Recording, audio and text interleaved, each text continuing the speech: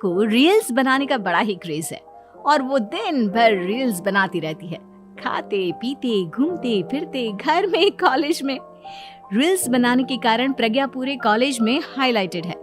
जहां उसकी रील्स सभी को पसंद आते हैं, वहीं मनीषा चिंता में डूबी रहती है। एक रोज जब खाते हुए प्रज्ञा रील्स बना रही होती है, तब मनीषा कहती है, 1 मिनट भी चैन नहीं है इस लड़की को। ये नहीं कि खाना तो आराम से खा ले, लेकिन नहीं, अरे थोड़ी देर रील्स नहीं बनाओगी तो आसमान नहीं टूट पड़ेगा। अरे मम्मी, इसी को तो कहते हैं डिटर्मिनेशन। तुम नहीं समझोगी ये सब। भगवान, इस लड़की को सद्बुद्धि दे। जब देखो तब टेढ़ा बाका मुंह बनाती रहती है। मनीषा की बात का प्रज्ञा पर जरा भी असर नहीं होता और वो खाते खाते रील्स बनाती रहती है। दिन बीतने लगते हैं और देखते देखते प्रज्ञा का कॉलेज भी खत्म हो जाता है। आए दिन कोई ना कोई मनीषा को प्रज्ञा की शादी करवाने का सुझाव दी जाता है। सब ठीक ही कहते हैं, प्रज्ञा की शादी कर देनी चाहिए। अपने घर के काम काज में व्यस्त हो जाएगी तो खुद ही ये रील्स और नाच गाना बंद हो जाएगा।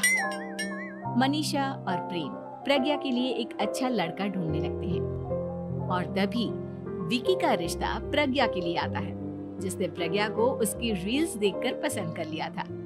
अगले दिन विकी अपने माता पिता के साथ प्रज्ञा के घर पहुंच जाता है और प्रज्ञा साड़ी पहने हाथों में चाय की ट्रे लिए उनके सामने आती है। जब विकी को पसंद है तो हमें भी बहू पसंद है। बहन जी, आप बारात की तैयारी कीजिए। एक बार लड़का लड़की अकेले में बात कर ले तो अच्छा रहेगा। हाँ हाँ, क्यों नहीं। मनीषा विकी को प्रज्ञा के कमरे में भेजती है, जहां प्रज्ञा पहले से ही रील्स बना रही होती है।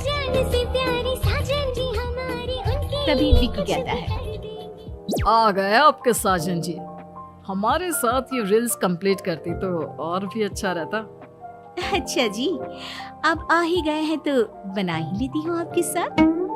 दोनों मिलकर रील्स बनाते हैं। जब वी मीट और तुरंत पोस्ट भी कर देते हैं। फिर विकी कहता है, जब आप साड़ी में चाय लेकर आए तब मुझे लगा कि कहीं मैं गलत घर में तो नहीं आ गया। अब सही है।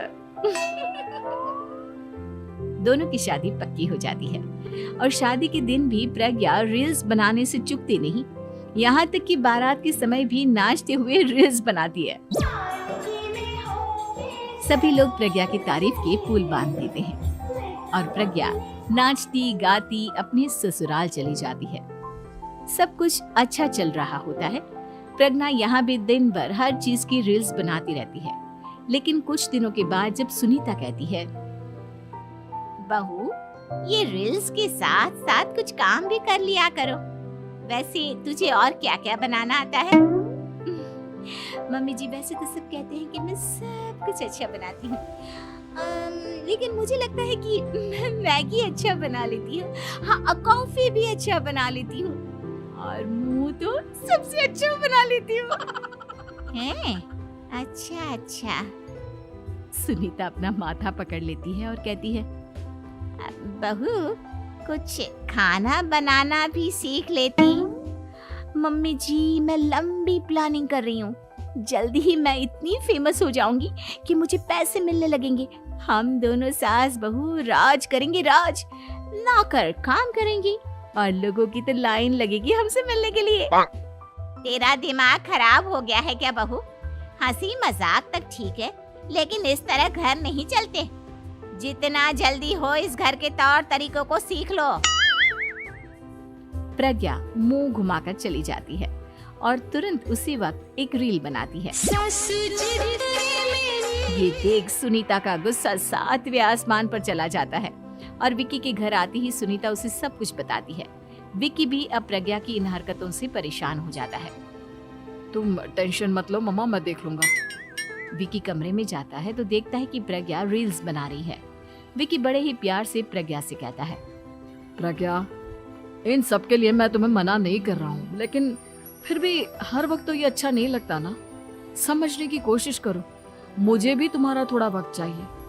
मैं जब ऑफिस से आता हूँ तो मुझे समय देने की जगह इसी में लगे रहते हो। तुम ज्यादा ही सोच रहे हो। तुम भी मेरे साथ रील्स बनाओ ना, तुम्हें भी बहुत अच्छा लगेगा। तुम्हें इज्जत से कोई बात समझ में नहीं आती क्या? दिमाग खराब हो गया है तुम्हारा इस चकाचौंध से। अगर तुमने अपना रवैया नहीं बदला तो मैं तुमसे दूर चला जाऊंगा। तुम ही रिश्ता लेकर आए थे, मुझे लड़कों की कमी नहीं थी और ना आज है। विकी दरवाजा पटककर चला जाता है। धीरे धीरे विकी प्रज्ञा से दूर होता जाता है।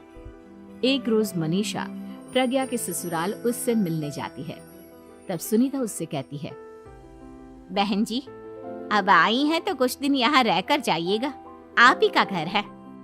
हाँ मम्मी, बहुत दिन हो गए तुम्हारे साथ एक भी रील नहीं बनाई मैंने। प्रज्ञा तुरंत अपने फोन में रील्स ऑन कर लेती है। ये सब मुझसे नहीं होता। तेरा ये भूत अभी तक नहीं उतरा क्या?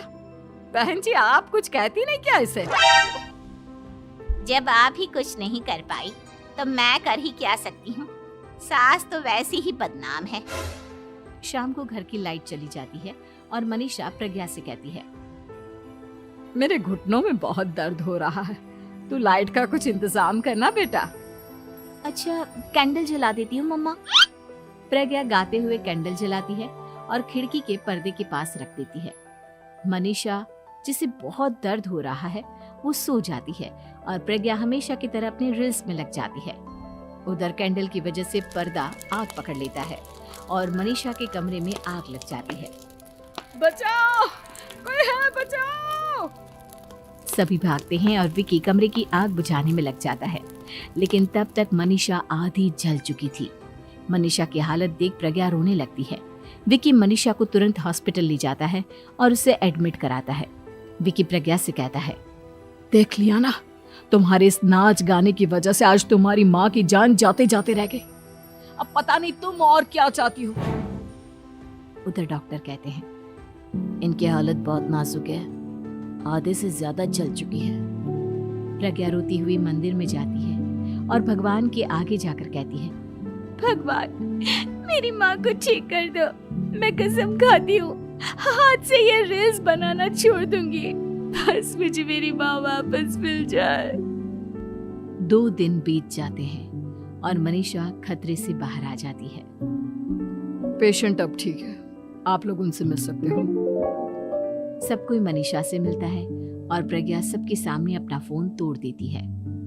मुझे माफ कर दो मम्मा, मैंने तुम लोगों की बातों को नजरअंदाज किया।